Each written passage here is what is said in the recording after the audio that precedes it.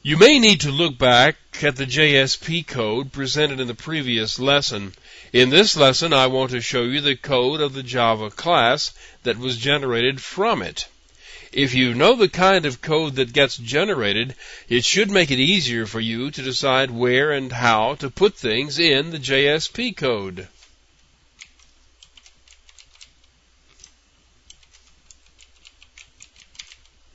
First, the name of the generated source code is the same as that of the JSP file, with a period replaced by an underscore and the standard Java suffix added to it on the end.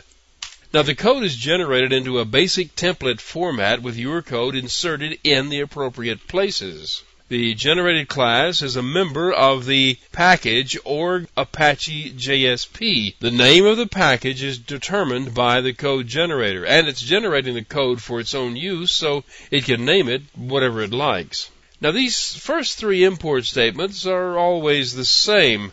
These three packages, along with the standard Java lang package, are always imported. In the code of main page, the import attribute specified the importation of the vector class, so the fourth line was added here. This class extends the HTTP JSP base class.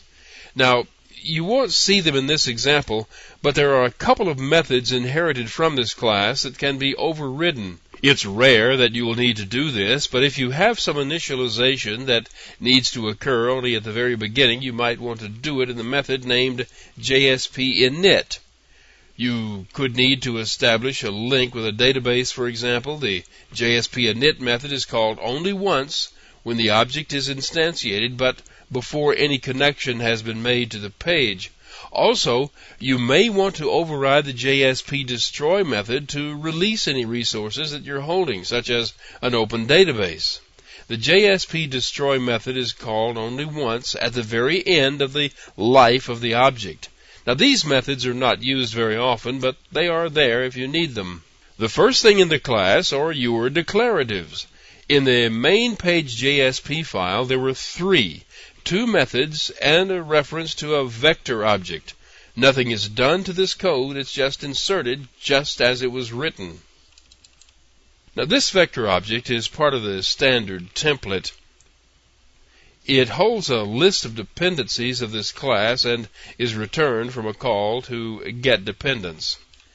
Here is the main generation method. This is the method that's called whenever a page needs to be output. The two arguments passed to this method are the request and response objects. The request object holds the information that came from the web browser, and the response object is there for you to send information back to the web browser. This method is capable of throwing an exception, so there are exceptions defined as being thrown from this method. Here is where the other reference to implicit objects are defined. Notice they are all local to this method, which means you can't use them in methods of your own in the declaratives unless you pass them to those methods. Also notice that they are all set to null, so none of these objects exist yet. This is where the implicit objects are created inside the try block. All of the code in this method is inside a try block because so much of it can throw exceptions.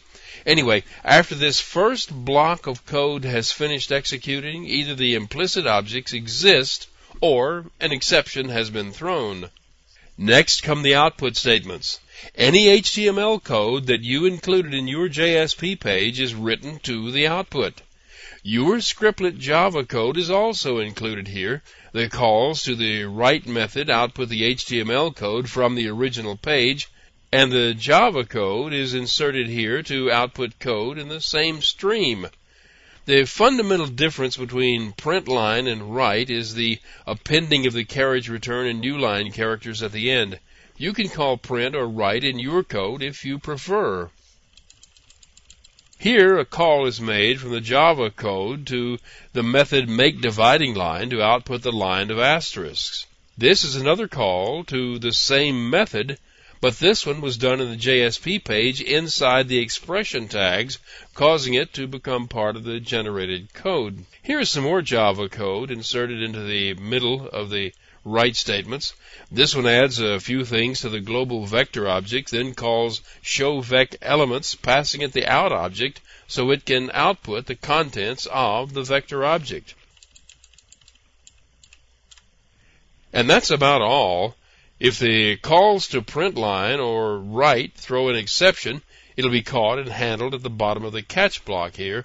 This is the default code for handling it by displaying the default error page.